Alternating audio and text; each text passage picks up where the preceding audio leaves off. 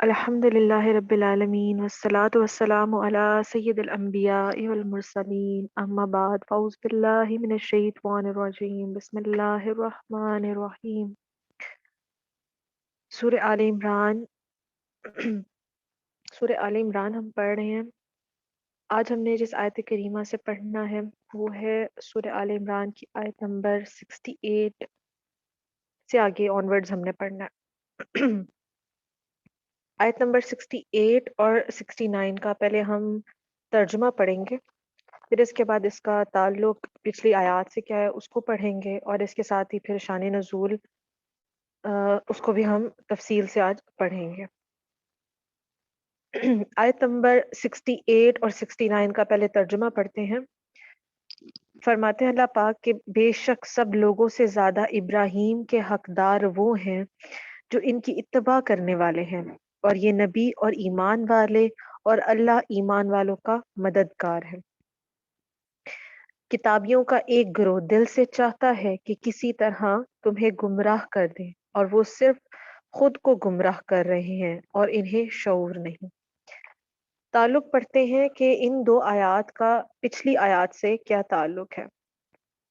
تو فرمایا کہ پچھلی آیتوں میں جب ہم پڑھ رہے تھے تو اس میں ہمیں پڑھا تھا کہ حضرت ابراہیم علیہ السلام کی کے متعلق فرمایا گیا کہ جو یہودی تھے اور عیسائی تھے، یہ دونوں گروہ جو ہیں وہ حضرت ابراہیم علیہ السلام پر الزام لگاتے تھے۔ یہودی کہتے تھے کہ وہ حضرت ابراہیم علیہ السلام جو ہے وہ یہودی ہیں، اور عیسائی جو ہیں وہ ان کو عیسائی کہتے تھے۔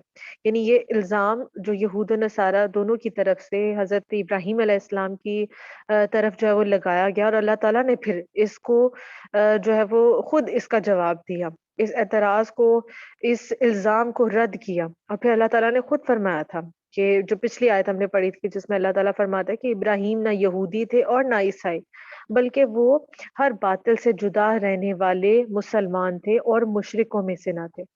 یعنی اللہ پاک نے خود اپنے جو نبی ہیں، پیارے نبی ہیں، ان پر جب الزام لگایا گیا تو اللہ تعالیٰ نے خود اس کا جواب عطا فرمایا۔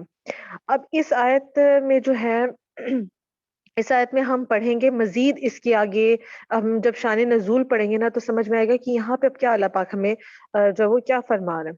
تو شان نزول پڑھتے ہیں کہ اس کے حوالے سے نا دو روایات ہیں، ان دو آیات کے حوالے سے جو شان نزول ہے۔ شان نزول کہتے ہیں، تھوڑا سا سمجھ لیں کہ شان نزول کہتے ہیں کہ مطلب سمجھے ایک بیک گراؤنڈ، ایک پس منظر کہ کون سا واقعہ یا کیا ایسا ہوا تھا تو پھر یہ آیات جو ہے وہ نازل ہوئی تھی۔ تو اس کے حوالے سے شان نزول بیان کیا جاتا ہے کہ حضرت عبداللہ ابن عباس رضی اللہ تعالیٰ عنہ فرماتے ہیں کہ ایک مرتبہ سرداران یہود نے بارگاہ رسالت میں عرض کی تھی کہ اے محمد صلی اللہ علیہ وآلہ وسلم، آپ جانتے ہیں کہ ہمیں ابراہیم سے نہایت قرب ہے، کیونکہ وہ بھی یہودی تھے اور ہم بھی یہودی۔ آپ محض حسد سے انکار کر رہے ہیں۔ مطلب یہ دیکھیں معاذ اللہ وہ حضور پر جو ہے وہ اس طرح سے مطلب نکتہ چینی کر رہے ہیں اور اتنا بڑا الزام لگا رہے ہیں، اور دوسری طرف حضرت ابراہیم علیہ السلام پر بھی الزام لگا رہے ہیں کہ وہ یہودی تھے، اور مطلب یہ ان کا عقیدہ ہے جو یہ یہودی ہیں۔ خود یہ اصل میں حضور سے بغض رکھنے والے ہیں، اور جو خود ان کے اندر کھوٹ تھا اس کو معاذ اللہ یہ حضور سے نسبت دے رہے ہیں اس عیب کو۔ دوسری روایت یہ ہے کہ کلبی نے عبداللہ ابن عباس اور محمد بن اسحاق نے ابن شہاب سے روایت کی ہے کہ جب بعض مسلمان کفار مکہ کی تکالیف سے تنگ آ کر حبشہ کی طرف ہجرت کر گئے تھے، یعنی حبشہ کی طرف جو مسلمانوں نے ہجرت کی تھی، جن میں حضرت جعفر ابن ابی طالب بھی تھے، اور نبی کریم صلی اللہ علیہ وآلہ وسلم نے مدینہ پاک کی طرف ہجرت فرمائی، تو کفار قریش کو سخت صدمہ ہوا کہ مسلمانوں کو تو دنیا میں ہی امن و سکون مل گیا، اور ایسا کیوں ملا ہے؟ ان کو نہیں ملنا چاہیے تھا۔ مطلب وہ ہو گئے نا کہ یہ تو ہجرت کر کے چلے گئے، اب ہم کیسے ان کو تنگ کریں گے؟ چنانچہ انہوں نے کیا کیا تھا انہوں نے ایک کمیٹی بنائی ہے جس میں انہوں نے یہ اس چیز کی منظوری دی کہ جو بادشاہ حبشہ ہے نجاشی، اس کو جو ہے وہ مہاجر مسلمانوں کی طرف سے بھڑکایا جائے۔ یہ جو مسلمان اس کے سلطنت میں آئے ہیں، حبشہ کی طرف جو آئے ہیں، تو بادشاہ کو ہی ہم بھڑکا دیں ان مسلمانوں کے خلاف، تاکہ وہ ان کو پناہ نہ دے سکے۔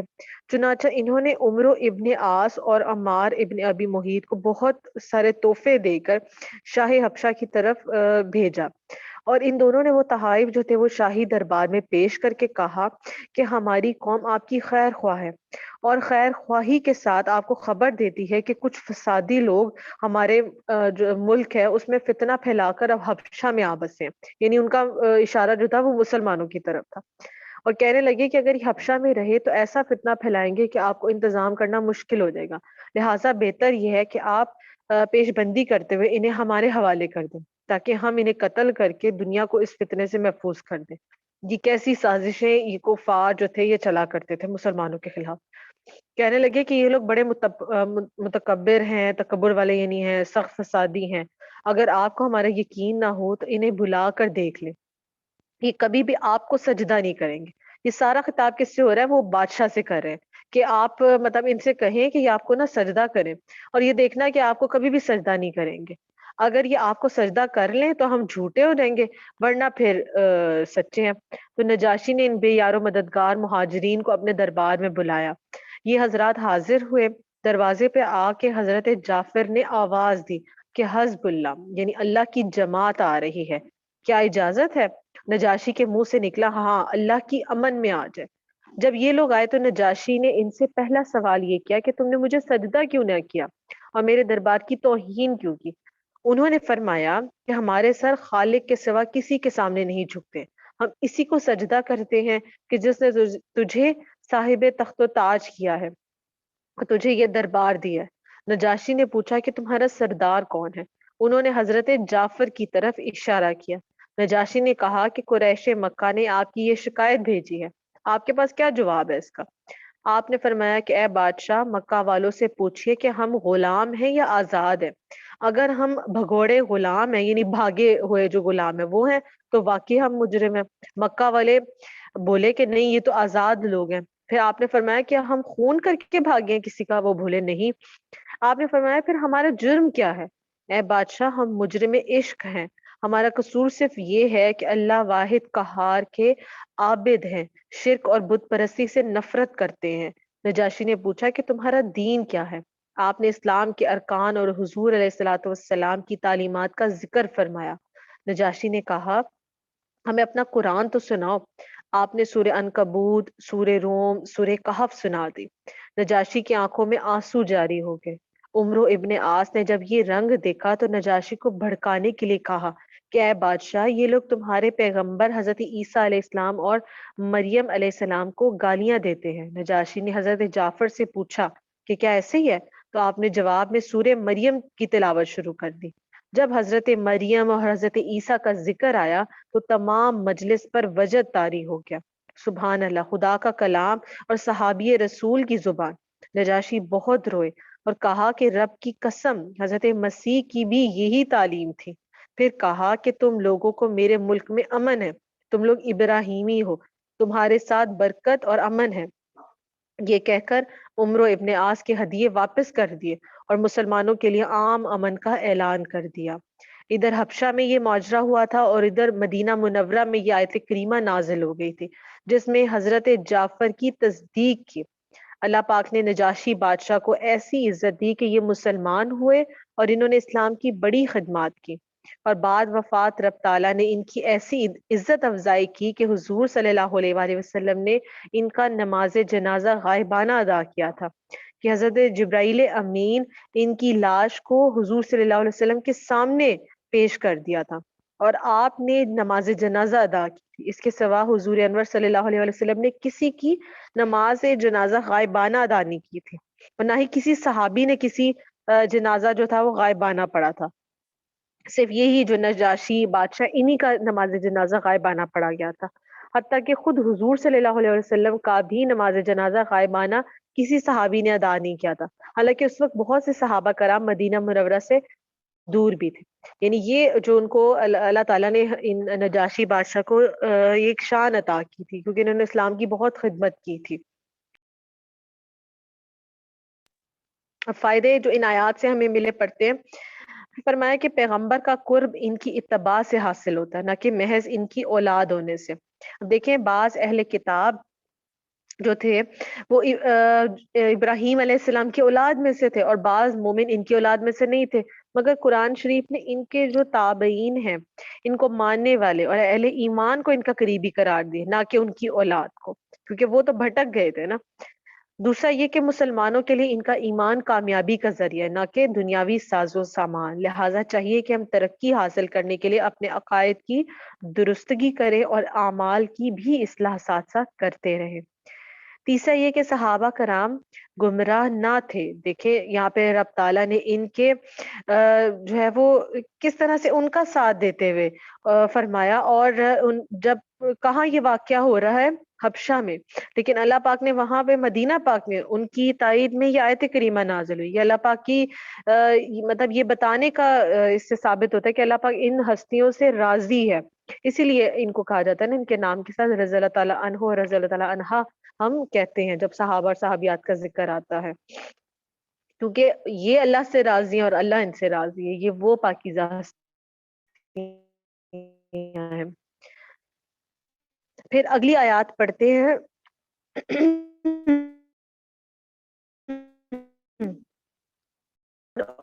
اور 72 تین آیات جو ہیں ان کا بھی ہم اکٹھے ترجمہ پڑھتے ہیں پہلے، پھر اس کے بعد ان آیات کی جو ہے وہ تفسیر پڑھتے ہیں۔ فرمایا، اے کتابیوں، اللہ کی آیتوں کے ساتھ کیوں کفر کرتے ہو حالانکہ تم خود گواہ ہو؟ اے کتابیوں، حق کو باطل کے ساتھ کیوں ملاتے ہو اور حق کیوں چھپاتے ہو حالانکہ تم جانتے ہو؟ اور کتابیوں کے ایک گروہ نے کہا، جو ایمان والوں پر نازل ہوا ہے صبح کو اس پر ایمان لاؤ اور شام کو انکار کر دو، ہو سکتا ہے کہ اس طرح مسلمان بھی اسلام سے پھر جائیں۔ تفسیر پڑھتے ہیں ان آیات کی کہ فرمایا، اے اہل کتاب سے فرمایا گیا کہ اے کتابیوں، تم اللہ تعالیٰ کی آیتوں کے ساتھ کیوں کفر کرتے ہو حالانکہ تم تو خود اپنی کتابیں توریت اور انجیل سے پڑھ کر قرآن اور محمد مصطفیٰ صلی اللہ علیہ وآلہ وسلم کی حقانیت کی گواہ ہو، اور تمہاری کتابوں میں سرکار دو عالم صلی اللہ علیہ وآلہ وسلم کی نعت اور صفات یہ سب کچھ موجود ہے۔ تم جانتے ہو کہ وہ نبی برحق ہے اور ان کا دین سچا دین ہے۔ تو پھر فرمایا کہ اے کتابیوں، اپنی کتابوں میں تحریف اور تبدیلیاں کر کے حق کو باطل کے ساتھ کیوں ملاتے ہو اور ذاتی مفادات کے لیے حق کیوں چھپاتے ہو حالانکہ تم جانتے ہو کہ یہ نبی حق، تم غلطی پر ہو۔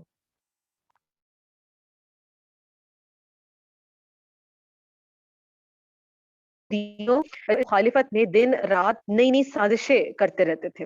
اب جیسے یہ پچھلی ہم نے سازش پڑھی تو یہ ان کی تھی جو مطلب یہ جو قریش کے کفار تھے ان کی سازشیں تھی۔ اب یہاں پہ اس آیت کریمہ میں یہ جو آیات ہیں ان کا جب شان نزول پڑھتے تو دیکھیں بتایا جاتا ہے کہ کس قسم کی یہ سازشیں کیا کرتے تھے۔ تو اس کے حوالے سے کچھ روایات آتی ہیں۔ ایک روایت میں یہ آتا ہے کہ خیبر کے جو علماء یہود تھے ان میں سے 12 شخصوں نے آپس میں مشورہ کر کے مسلمانوں کو بہکانے کا یہ مکر سوچا، یعنی فریب سوچا کہ یہود کی ایک جماعت صبح کو اسلام لے آئے گی اور شام کو یہ مرتد ہو جائیں گے اور لوگوں سے کہیں گے کہ ہم ضدی اور ہٹ دھرم نہیں ہیں بلکہ طالب حق ہیں، اسی لیے ہم لوگ مسلمان ہو گئے۔ مگر کریں کیا؟ جب ہم نے اپنی کتابوں میں دیکھا تو ثابت ہوا کہ محمد مصطفیٰ وہ پیغمبر نہیں ہے جن کی ہماری کتابوں نے خبر دی ہے۔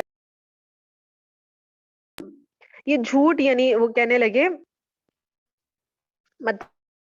مطلب یہ کہ جب ہم اسلام کا یہ کریں گے، اب مطلب یہ مطلب ثابت کریں گے کہ ہم جو ہے وہ مسلمان ہو گئے ہیں، اور شام کو جب ہم دوبارہ سے مرتد ہو جائیں گے اور بعد میں جب ہم سے پوچھا جائے گا تو ہم تو کہہ دیں گے کہ ہماری کتابوں میں ایسا کچھ بھی نہیں ہے، اور جن چیزوں کی نہیں کہ ہماری کتابوں میں خبر دی گئی تھی وہ تو ان میں موجود نہیں ہے، نہ اسلام میں ایسی کوئی خوبی ہے، اس لیے ہم اسلام سے پھر گئے تھے۔ یعنی اگر پتہ چل گیا ہمارا یہ جو بھید ہے، یہ راز کھل گیا کہ ہم تو مرتد ہو گئے ہیں اور ہم تو یہ ڈھونگ رچا رہے تو ہم اس طرح کا کہہ دیں گے۔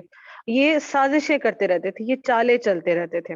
یہ سب تدابیر اس لیے وہ کرتے تھے کہ اس حرکت سے مسلمانوں کو حقانیت اسلام میں شبہ پیدا ہو جائے اور وہ سمجھے کہ واقعی یہ لوگ حق کے طلبگار ہیں، ضدی نہیں ہیں، اسی لیے تو ایمان لے کر آئے تھے۔ اور چونکہ یہ اہل کتاب اور اہل علم ہیں، واقعی انہوں نے اسلام میں خرابی ہی دیکھی ہوگی، ورنہ یہ مسلمان ہو کر مرتد کیوں ہوتے؟ یعنی دیکھیں مطلب یہ کہ پہلے یہ لوگ کیا کہہ رہے ہیں کہ ایک تو ان کا یہ چال اس لیے چلنا چاہ رہے تھے کہ مسلمان اپنے آپ کو مسلمان ثابت کر کے مسلمانوں کی صف میں یعنی گھس جانا، ان کے اندر داخل ہو جانا، پھر وہاں سے مسلمانوں کے راز بھی تلاش کر لینا، اور بہت ساری ایسی راز و نیاز کی باتیں ہونا، اور پھر جب دیکھیں آپ کے ساتھ کوئی بیٹھا ہو اور پھر بظاہر وہ آپ کو لگ رہا ہے کہ وہ آپ کے مطلب وہ بھی مسلمان ہی ہے، ٹھیک ہے، اور وہ آپ کو اسلام کے مخالف باتیں کرنا شروع کر دے، تو اب جو کوئی نیا مسلمان ہوگا جس کا ایمان اتنا مضبوط نہیں ہوگا تو وہ تو ہو سکتا ہے اس کی باتوں میں آ جائے، وہ بھی اسلام سے دور ہو جائے. تو یہ سازش وہ چلنا چاہ رہے تھے کہ ہم صبح کو جو ہے وہ یہ مسلمانوں کا یعنی بھیس جو ہے وہ اپنا دھاریں گے، وہ اپنائیں گے، اور پھر ان کے درمیان گھس جائیں گے، اور پھر مسلمانوں کو ان کے ہی دین کے خلاف جو ہے ان کے ہی نبی کے خلاف کرنا شروع کر دیں گے. تو یہ مکر انہوں نے، یہ چال انہوں نے چلی تھی. اور دوسری روایت جو ہے اس میں یہ آتا ہے کہ یہ آیت کریمہ تبدیلی قبلہ کے موقع پر نازل ہوئی تھی کہ جب کعبہ معظمہ کو قبلہ اسلام مقرر کیا گیا تو یہود کو بہت گرا گزرا.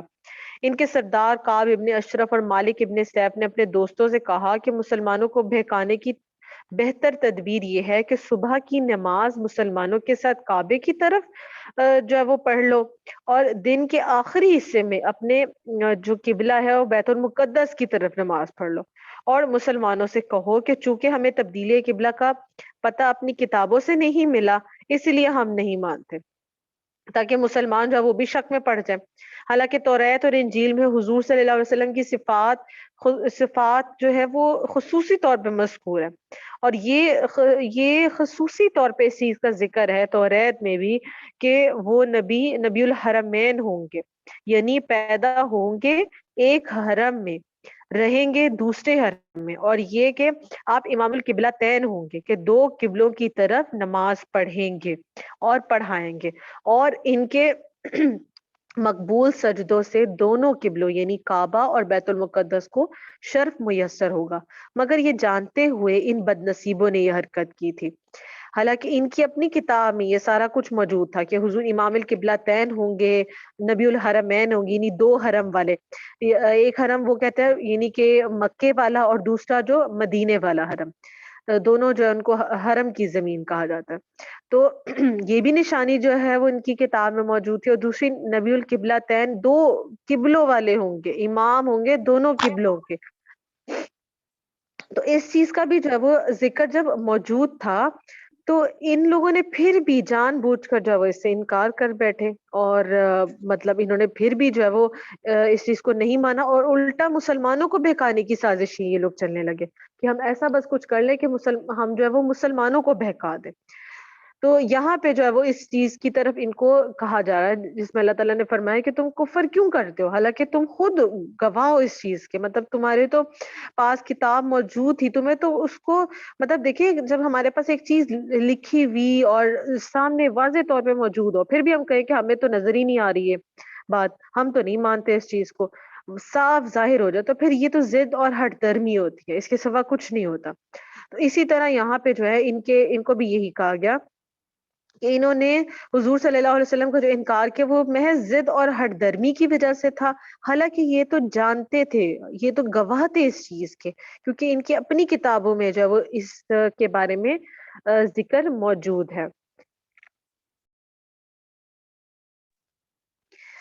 یہ 3 آیات پڑھی، پھر اگلی آیات پڑھتے ہیں، آیت نمبر 73 اور 74. ان دو آیات کے بھی جو ہے وہ اکٹھے تفسیر یہاں پہ جو ہے وہ بیان کی گئی ہے. ترجمہ پڑھتے ہیں. اور مزید آپس میں کہا کہ صرف اسی کا یقین کرو جو تمہارے دین کی پیروی کرنے والا ہو، اور اے حبیب آپ فرما دیجئے کہ ہدایت تو صرف اللہ ہی کی ہدایت ہے. اور یہ سازشی آپس میں کہتے ہیں کہ ان کا بھی یقین نہ کرو کہ کسی اور کو بھی ویسا مل سکتا ہے جو تمہیں دیا گیا ہے، یا کوئی تمہارے رب کے پاس تمہارے اوپر غالب آ سکتا ہے. اے حبیب آپ فرما دیجئے کہ فضل تو یقیناً اللہ ہی کے ہاتھ میں ہے، وہ جسے چاہتا ہے عطا فرما دیتا ہے، اور اللہ وسعت والا علم والا ہے. اب تفسیر پڑھتے ہیں کہ پہلے تو ایک بات یہاں پہ بیان کی جا رہی ہے کہ خیال رہے علماء یہود کی ان تمام تقریروں کا تعلق شان نبوت سے تھا، وہ لوگ حضور صلی اللہ علیہ وآلہ وسلم کی نبوت کے انکاری تھے، مگر چونکہ نبوت کا انکار در پردہ رب تعالیٰ کی شان کا انکار ہے، اسی لیے رب تعالیٰ نے انہیں اپنا انکاری کہا۔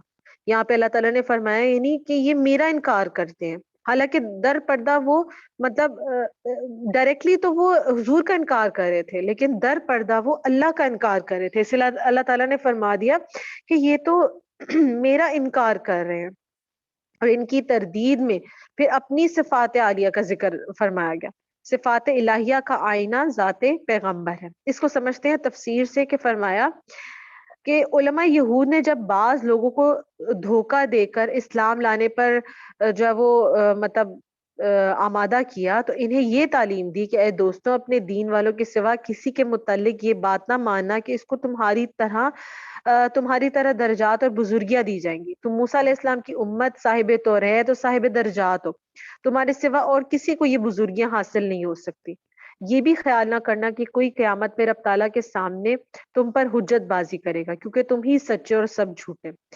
مطلب سمجھایا یہ جا رہا ہے، کہا یہ جا رہا ہے یہاں پہ کہ جو علماء یہود تھے نا، بیسیکلی وہ جو مطلب اپنے پیروکاروں کو جو ان کے پاس آیا کرتے تھے، یہ بات پہلے بھی بیان ہو چکی ہے کہ توریت کا جو علم تھا جیسے ان کے علماء کے پاس ہوا کرتا تھا، عام لوگوں کو وہ کتاب بھی ان کی میسر نہیں ہوتی تھی، اس لیے ان کو کوئی بھی دین کے حوالے سے، اپنے مذہب کے حوالے سے کوئی بات کرنی ہوتی تھی تو وہ علماء سے آ کے رہنمائی لیتے تھے۔ جب ان کے پاس آتے تھے تو یہاں پہ جو ان کے علماء تھے نا، وہ ان کو اسلام کی طرف ایسے دھوکہ دے کر آمادہ کرتے تھے، اس طرح سے کہتے تھے، بظاہر وہ کہہ رہے کہ اسلام لانے کی طرف آمادہ کرے، لیکن وہ کیسے دھوکہ دے کے کہتے ہیں کہ تم جو ہے یہ مت سمجھنا کہ تم سے کوئی سپیریئر ہو جائے گا، تم سے کوئی بلند جو ہے وہ ہو جائے گا، اور جو درجات تم لوگوں کو عطا ہوئے ہیں، جو بنی اسرائیلیوں کے جو مقام ہے، جو ان کو درجات اللہ تعالیٰ نے عطا کی ہیں، تم نبی کی اولاد میں سے ہو، تو وہ کسی اور کو نہیں مل سکتے۔ اور اس طرح کی یعنی ان کو ذہن میں